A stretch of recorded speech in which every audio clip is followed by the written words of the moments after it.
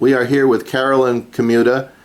She is a fixture in Gardner because of her gallery, and she's participated in local affairs for quite some time. Carolyn, tell us about what you think about going forward with Gardner. Well, I see a lot of changes in Gardner right now. We've got the Millennial Group, which is also Candor Realty, who has bought a few buildings downtown. They bought the Bullnose building. They are, I believe, in the process of buying the Garboose building, and a couple other buildings. They've got about 63 units so far. They are an investment group who evidently sees a lot of potential in the city. I see a lot of progress in Gardner. I'm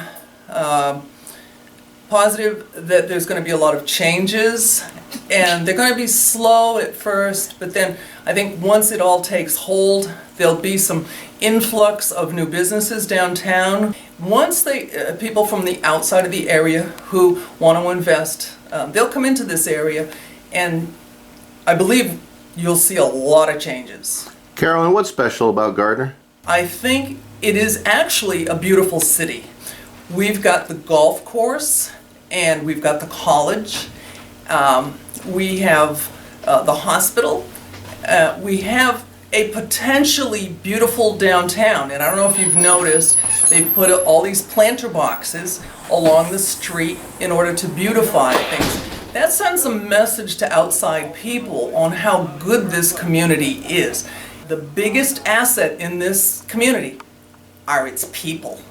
It really is. We have a group of citizens here that become active in politics. They're concerned about the children. Oh, there's another thing. We have a brand new elementary school, pre-K through 4. A great place for people from outside of the area to move. I mean, Leominster rentals are $2,500 a month. Carolyn, if you were given $1 million and you had to decide in 30 minutes what to spend it on, and you're on the city council, what would you spend the money on? Boy, you're putting me on the spot here because, well, a couple of things come to mind. Safety. And safety encompasses a lot of different things. What I really think the city has and should continue to have and to reinforce and to grow is the police department and the fire department. We need to know as citizens that we are protected, and the $1 million would go for, I call it small things. One of the other things is the DPW. The DPW needs to be revamped a little bit to take a little bit more pride in the city. More people come into the city, and if it looks good, they'll stay. And I think that's a positive thing. What do you think we should be making in Gardner? If you're talking about manufacturing, I don't really know. I think the planning board needs to take a look at community development and to have a think tank group of people that get together and ask that same question, because we need manufacturing. We need more manufacturing to employ the people that want to work. Why is Gardner a great place to bring a business? Well, I located here years ago, kind of by default because I started work at the radio station, and then I looked around and I took a real estate job part-time, and I was successful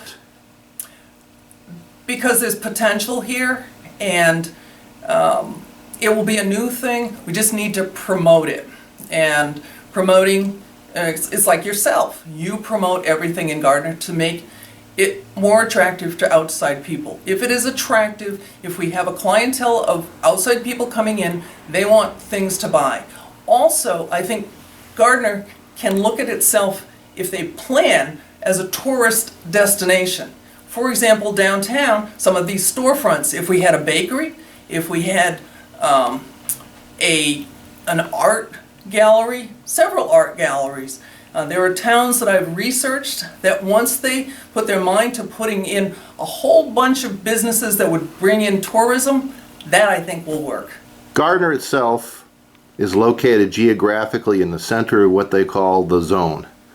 What makes Gardner especially attractive to business? Smaller businesses, I think they're looking for lower rents to start. They want incubator businesses to come in. They'll start, but they need help from the city to do that. And there are some programs for that. With Gardner celebrating its centennial, what do you think Gardner will look like in 100 years? What would you like to see? Well, I won't be around, obviously. In 100 years, I see a thriving downtown. I see a lot of apartments downtown, and that would bring foot traffic to downtown. Also, one of the things with the people that are moving into these more higher-priced apartments like on the corner of Connors and Parker Street is they're looking for things to do. And so the more things that people have to do that's more interesting, I personally would like to see community theater. I would like to see more cultural events.